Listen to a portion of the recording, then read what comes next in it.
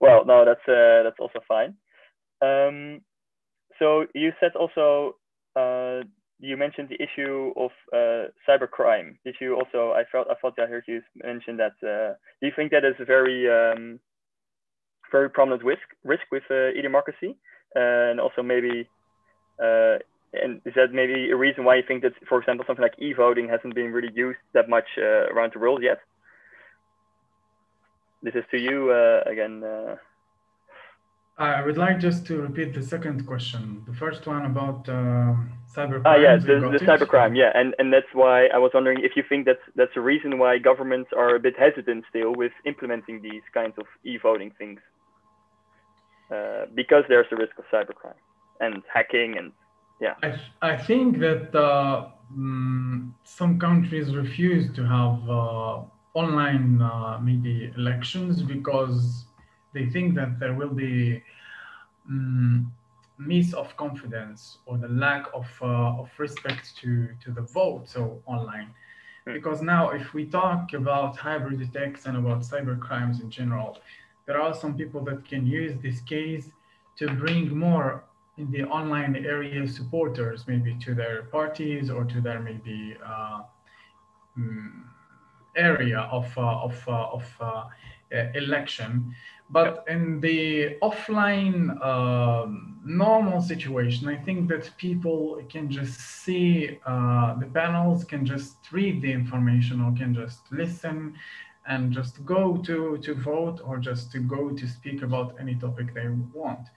I agree to have e-democracy as an alternative concept to democracy, but not as a new base of democracy for the upcoming years, as I disagree with having maybe e-education or online education as a new concept for education as we are having it so nowadays, because it could bring a lot of difficulties so in the world. And I think that if we discuss about education, we can discuss about e-democracy, because education for me is one of the options of e-democracy, because both are new concepts and both are new concepts of connection between people in such digital way. So yeah, this is the point that I could just address here. Yeah. I was wondering, did you guys also maybe think of, I also posed the question, do you guys think of some new ways that we can use the internet to democratize our country? Maybe if you guys have thought of something that could be very interesting that I didn't really mention, maybe like an app or something, or something that you guys thought would be very interesting e-democratic tool to strengthen our democratic system.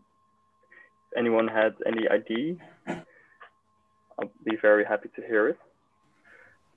Maybe also some people from the other group? Yeah, from the other group. It is also okay if you have no idea, but... No, that's also okay. Well, yeah, we didn't really come up with any unique solutions. That's fine. Can you maybe think of one of like something very crazy futuristic right now, Nico?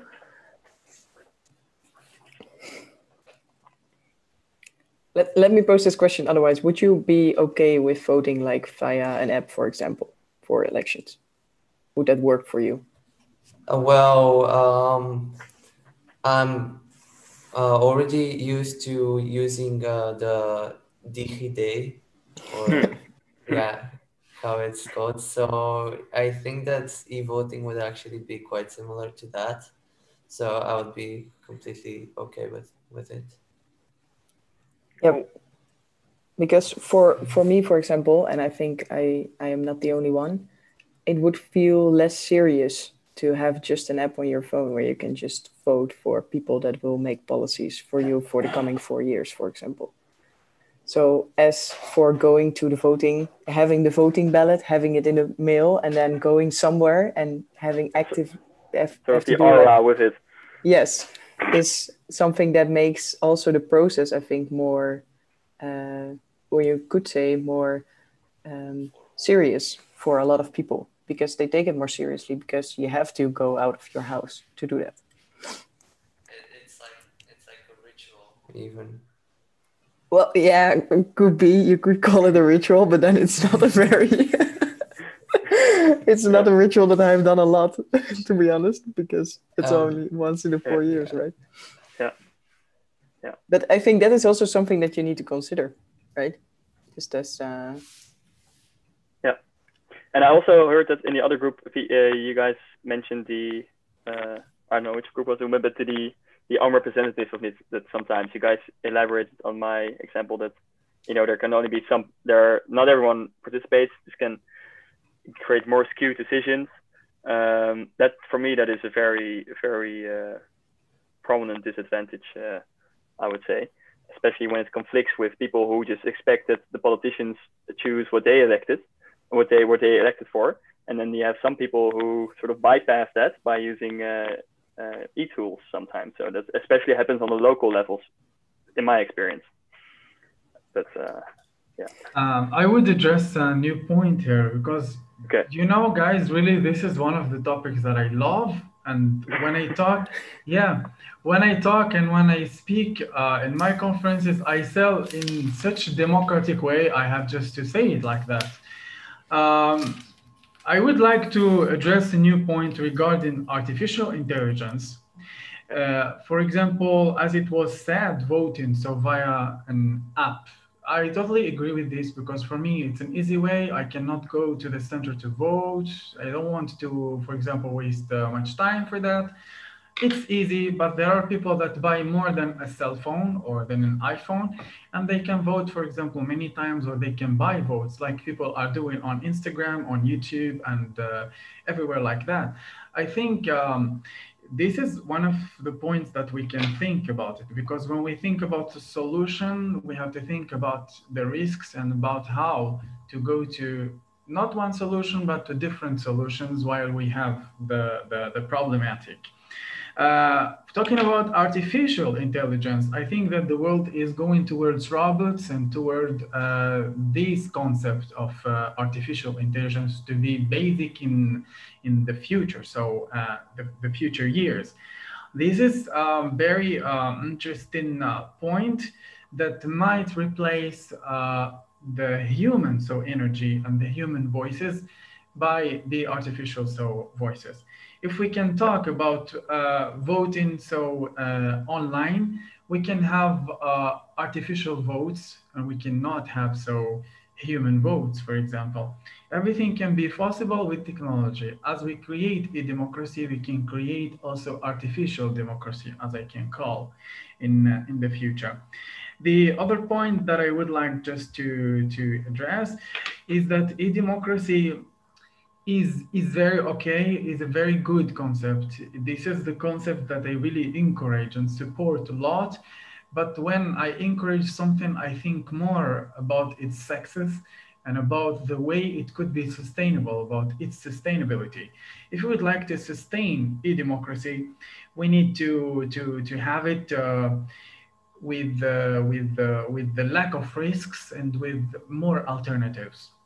I think e-democracy can bring new solutions to the world. E-democracy can connect more people. Do you think, guys, that now we are talking so freely, we are having a freedom of speech, we are giving our opinions, so without any borders? Do you think that really e-democracy could democratize the speeches of people from all the world? I think that the online format or the online world tried in this period to limit more voices in the world, so people cannot speak as they want. Because when you go to Zoom, for example, sessions or to online sessions, online debates, speeches, there are people that really control these, so behind the scenes. So they don't let people speak and just express their thoughts in such a democratic way. So if we talk about democracy as e-democracy, we have to let it very free, so people can speak and give their opinions, can just say whatever they want, because this is the freedom of human rights. Sorry, can I interrupt? Does anyone disagree with him? I'm very curious. And also about the point about AI, or not? Stein, I think that's a really interesting question, but we are almost out of time. Oh, we're out of time. Oh, okay. So shit. But, I think it's a really interesting question that people can think ponder about at home. Yes, or that's very have good. a chat with certain people that are in this. I think in this chat. Okay. No, that's fine. Okay, so I guess as a conclusion, as a wrap up for everyone, yes, thank you. E-democracy indeed is a it has its pros and it has its cons. And I want to encourage you guys to really think of this development in the future. Try to read about it. Oh yes, I also have some links. Perhaps you guys, I don't know. I can also like copy the links and stuff. Some of them are Dutch, but okay, a lot of them are Dutch. But these are all links that these are research centers that are looking into e-democracy. For example, the Rathenau Institute on the bottom is very interesting. They do a lot of research on e-democracy and look at all the potential benefits and costs of it. Yeah, I encourage you guys to check these links out and think of e-democracy in the future. I want to thank you very much, and Marlijn as well, and also people that helped me with this presentation. And I'm sorry for being too late. No, it's okay.